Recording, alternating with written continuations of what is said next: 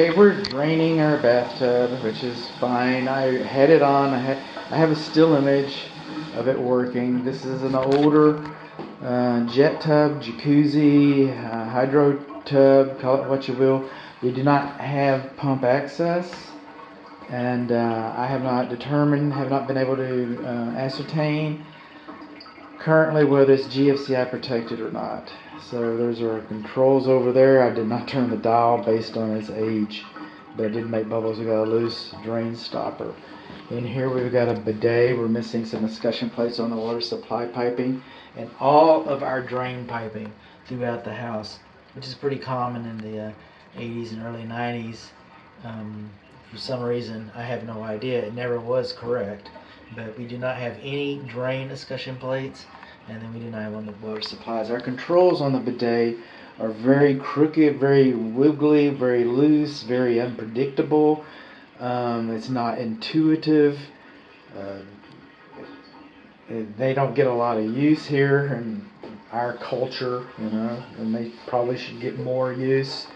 I get that. So, but what I'm saying is it might be worthwhile to rebuild it if this is something that is attractive to you, desirable. To a lot of people. Our windows are double pane metal frame. They look original to the home. We're probably going to want to replace them. We've got a lot of screen issues. Okay, and our latches don't work on that window. How about that? So I can lock it, I can open it, but our keeps don't work very well on our window. How about that? So let's talk about that for a minute. Window keeps in the primary bathroom.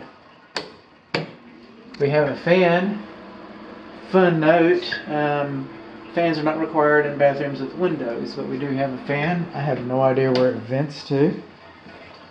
These are both of our lavatories in the primary. Hot's on the left, cold's on the right.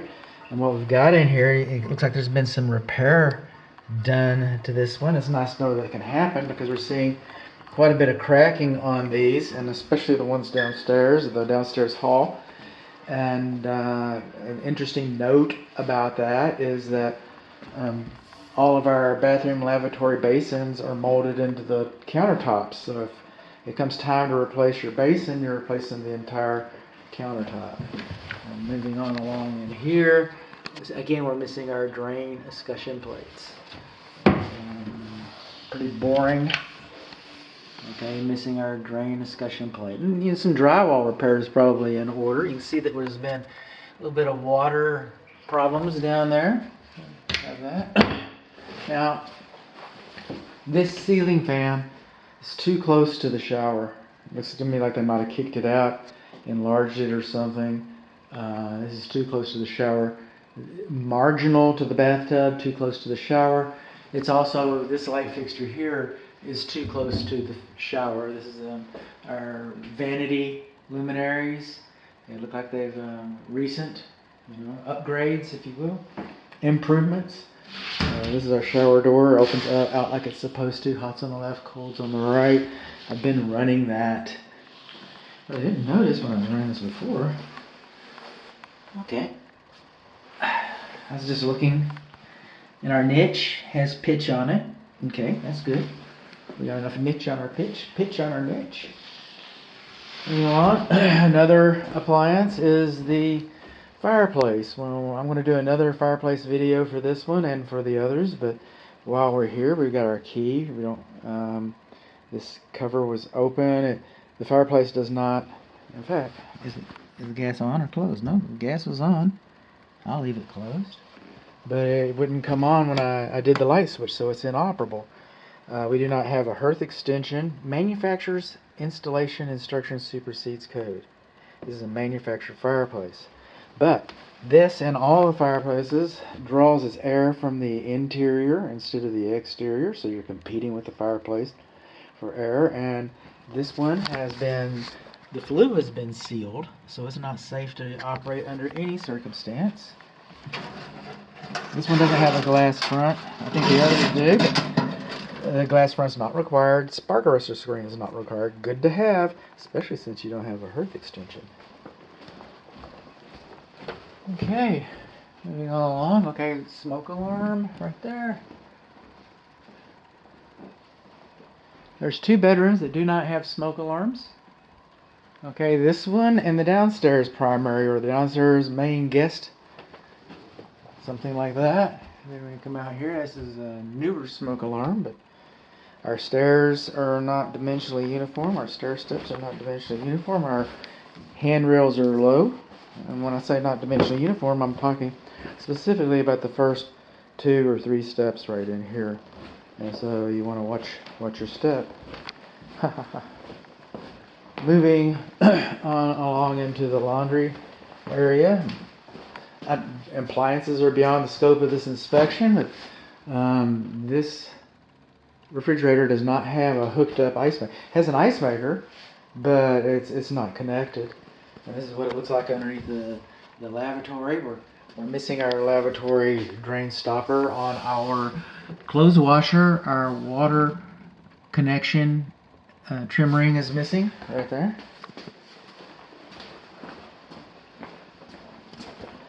Moving still all along, hot's on the left, cold's on the right. Commode flushes, everything goes down, supposed to go down. Hi, Timmy! Do not have GFCI in this bathroom. We do not have GFCI in the laundry, GFCI protection. Might not have been required in the laundry when this home was built. Was required in this bedroom when this home was built. And moving on along, plumbing first. We kind of see we got a glass front on there. That hearth extension is not 24 inches though. And it did not come on when I turned the, was it self-lighting? Yes, it did. This one actually did come on. I've got a still image of that. Just look at our cedar closet, I guess. I mistook this for the original primary bedroom. And when we come on along, the hot's on the left, cold's on the right, like I said. No percolators. Alright, that's a little drain that goes right there. Not required, just good information. So we've got our windows. Everything goes down, it's supposed to go down. We got a little bit of rust right around here. Hot's on the left, cold's on the right.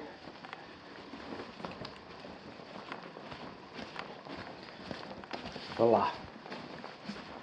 Then here we have our hall.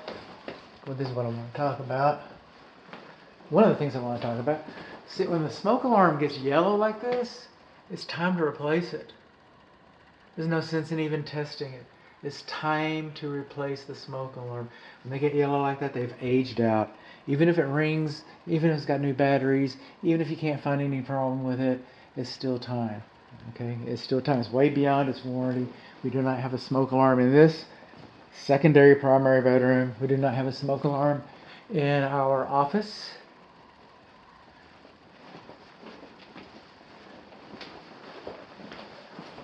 This lavatory basin is probably the worst of the bunch as I remembered it, and yeah, my memory's pretty good.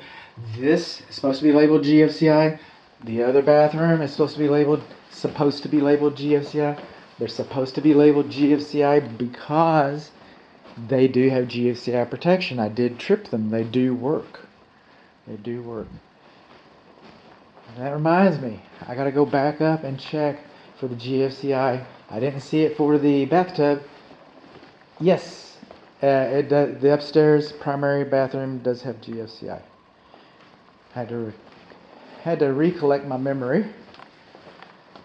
Wet bar, lavatory, hot's on the left, cold's on the right. We got a drain stopper, does not have a drain escutcheon plate. These are not GFCI protected.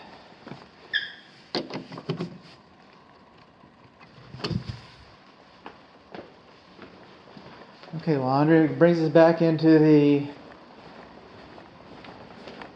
other fireplace.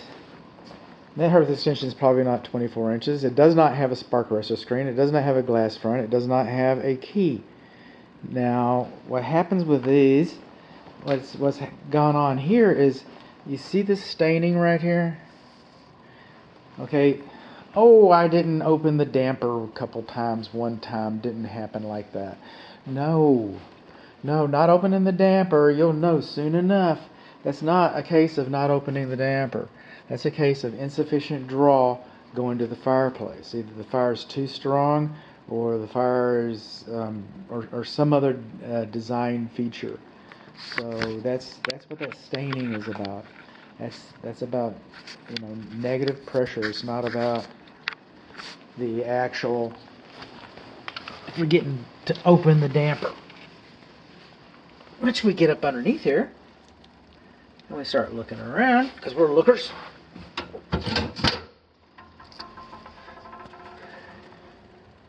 See the white cracks in there?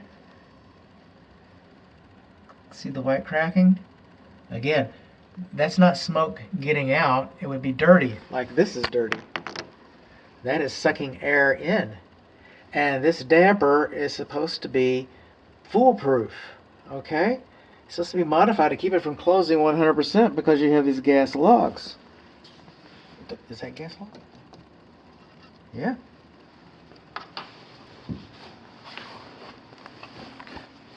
Gas logs. Now, they're supposed to look charred, but that's a lot of soot. That's a lot of soot. So we've definitely got some drainage issues going on. Drainage issues. Listen to me. Okay, we've definitely got some venting issues going on with the artificial gas logs here. So it could be just the wrong size log installed in the fireplace. I don't know what it is. There's reasons for it. It could have been not opening the damper. And then you get that? No. Moving on along into our kitchen. Refrigerators are beyond the scope of this inspection. But just know that if it stays, that it needs to be serviced. The coils need to be cleaned. The filters need to be replaced. Those kinds of things. This is our oven. It comes on 350, broil. I did it all and still feel the heat. You can still hear the fan running from when I was operating it. Let's see what we can do here.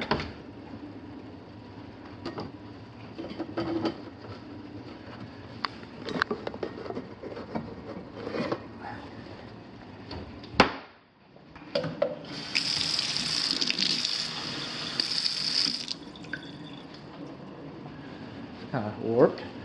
Already warped. Oh, is that the shadow? No, it's warped. Before I ever used it. Put this in here. This is our microwave. It's got some years on it. It does. And the oven's got some years on it. I tried to get, and our door insulation is torn right in there. It's kind of dirty up in there. I really couldn't get a picture of the data plate. Not required to do that. I like to do that. My clients want to know, but the data plate gives you a lot of information. I collect as many data plates as I can. Such as size and when it was manufactured. Those kinds of things. So we come on over here and we just start sound. This is my magic lights. Those are supposed to flicker on and off. Not just come on, it's supposed to have a light. See there? Got a light show. Look at that. Alright, we can just hang it up now. Everything else is anticlimactic. Got that because I was the smartest kid in the class. Alright, our gas range works.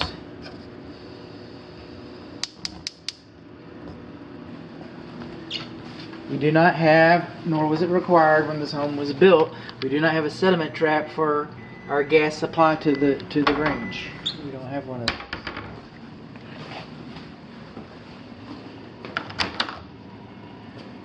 Coming in here.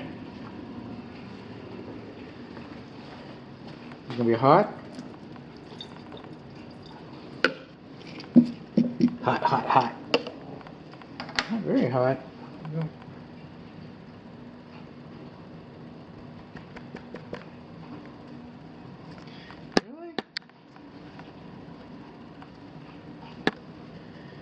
Barely warm.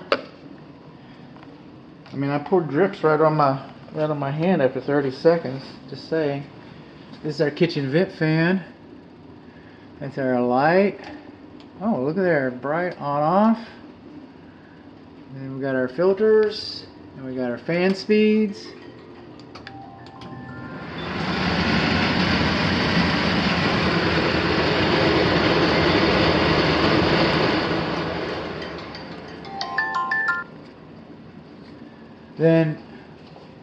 But the thing with our kitchen vent fan is that this is supposed to be hard metal, rolled metal like this.